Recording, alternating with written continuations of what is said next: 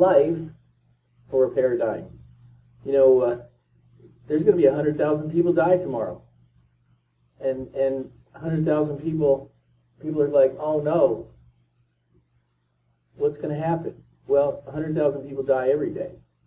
But what happens is when 5 people die in a car accident, the reason that everyone is in crisis emotionally is because it happens without the norm. You know, we're willing to emotionally accept the fact that 100,000 people are going to die today because it fits within our paradigm.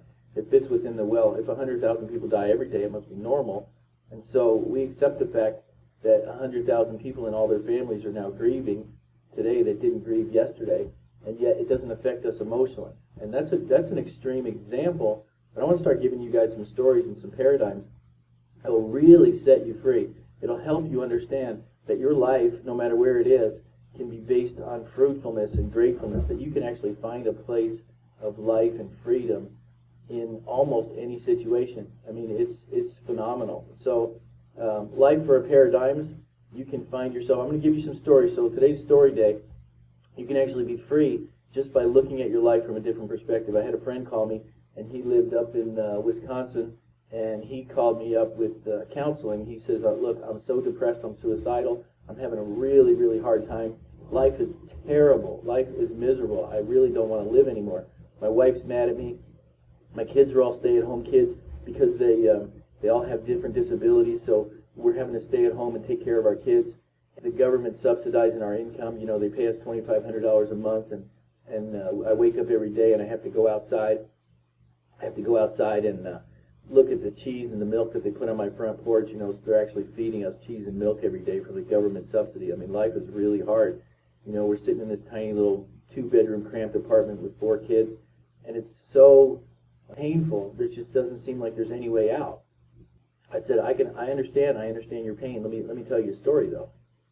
And so I told him the story. I said, let me give you a picture. I said, here let's transport you to another land. This is actually something that's happening right now. There's this father who lives over in Africa, and there's so many wars over there that most of his family died. The only thing that he has left is his wife, some of his kids, and the hardship is they have to struggle 15 hours a day just to get water and fight off the bandits.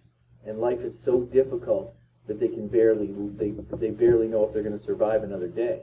People are dying all around them, and there's disease everywhere, and there's no hospital close by, and they barely have any food at all, so they're scraping for roots.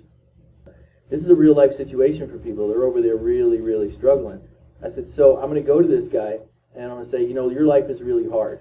I understand your heart. So what I'm going to do is I want to help you. And I go over as a multimillionaire, and I go to the guy, and I say, let me transport you. I want to take you over to America. And this is what I'm going to do for you. I'm going to take your 4 kids, and I know some of them have disabilities, so what I'm going to do, so because you can't go out and work, you're going to stay home and take care of them. You and your wife are going to stay home, and you're going to take care of your kids. And I'm going to pay you $2,500 a month, and I'm going to give you a 2-bedroom apartment, and you guys can live in there. And you know, when it gets cold outside, you can walk over to the wall, and you can turn the thermostat. You know a thermostat? It's when you turn the thermostat and it's cold outside, heat starts pouring into your house. And when it starts to get warm in the summertime and it gets really hot and you guys are uncomfortable, you can go over to the thermostat, turn it the other direction, and cold starts to pour into your house until you're comfortable. And then instead of scraping the ground for water every single day, you can go over to your faucet and turn it on. And he goes, I know where you're going. I said, I'm going to keep going. I'm going to keep telling you because you need to understand this paradigm. You should not be depressed and suicidal. And then what I'm going to do is you can go over to the faucet and turn it on, and clean, beautiful, fresh water pours out to your heart's abundance. You can clean your kids, you can watch, you can drink all you want. You can have a life of this total abundance, and we're going to pay you to take care of your own kids. Now, it's not going to be a lot of money, you know, $2,500. You have to watch your budget because, you know, but you're not going to scrape for roots, and you're not going to be eating dead animals. You're actually going to be able to go to a store that's within walking distance. You're going to be able to buy enough food to eat and live every single day.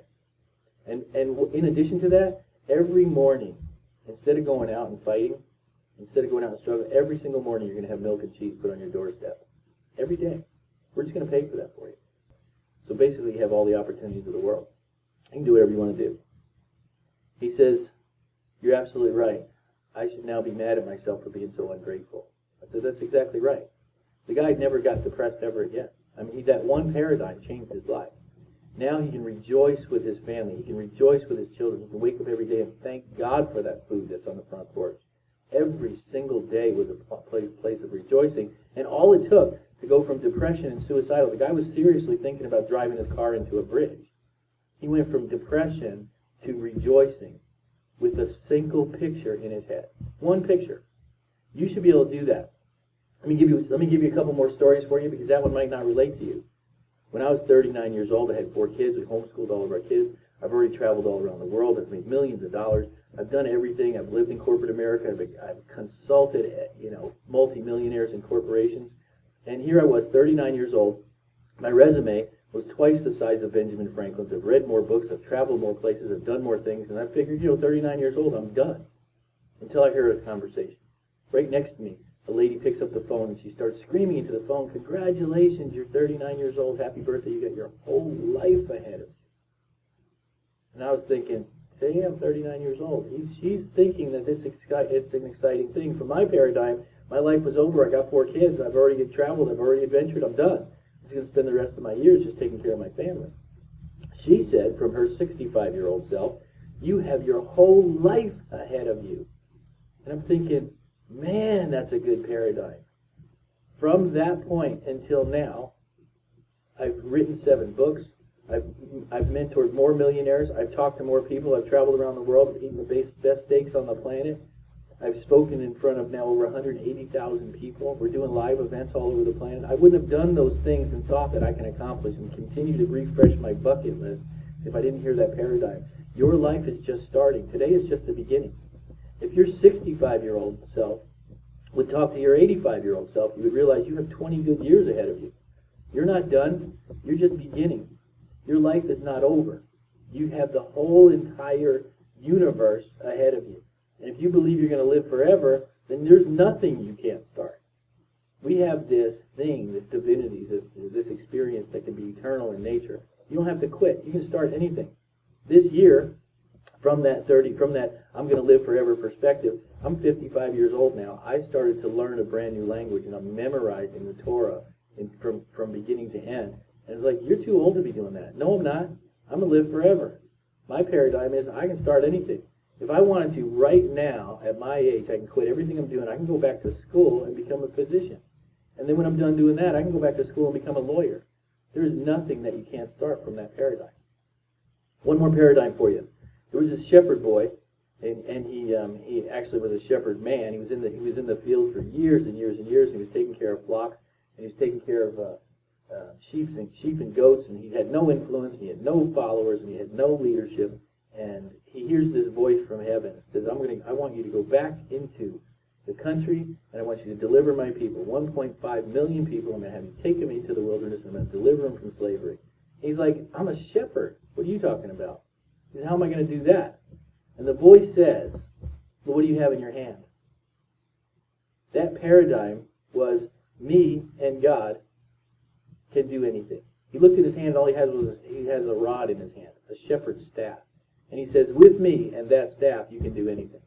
And all you need to do is find a place of divine. All you need to do is quiet, find a place of quiet, find a place of rest, find a place of silence, and let voice tell you, this is where you're supposed to go, this is where you're supposed to be.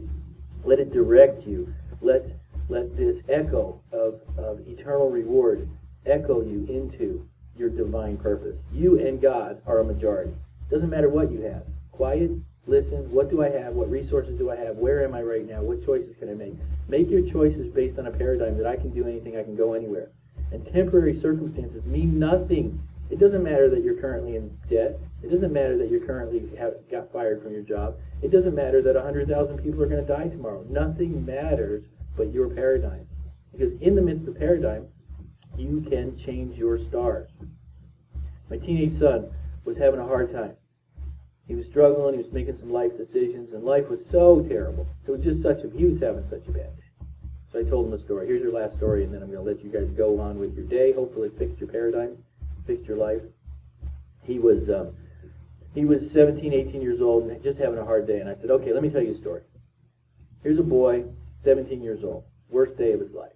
He goes to the mall with his friends, and suddenly he's surrounded by a gang. A group of people twice their size, twice their numbers. He's got his 5 friends, and they got 10. And they're surrounding him, and they grab him out of the crowd, and they start mocking him and laughing at him. And So he's embarrassed. Imagine a teenage boy, can't do anything, helpless, being mocked in front of his friends. And they're antagonizing him, and they're provoking him. And they're saying, what are you going to do? What are you going to do? And he can't do anything. He knows he can't do anything. He's on the verge of tears. He just doesn't know what to do. He can't fight back. He knows that if he punches one of them, he's going to die. And they say to him, this is what we're going to do to you. Right in front of your friends. My little friend here, my nephew, who's 12 years old, is going to come over here and he's going to slap you as hard as he can on the face. Because he's going to be initiated into our game. And that's what we have to, that's what we're going to let him do.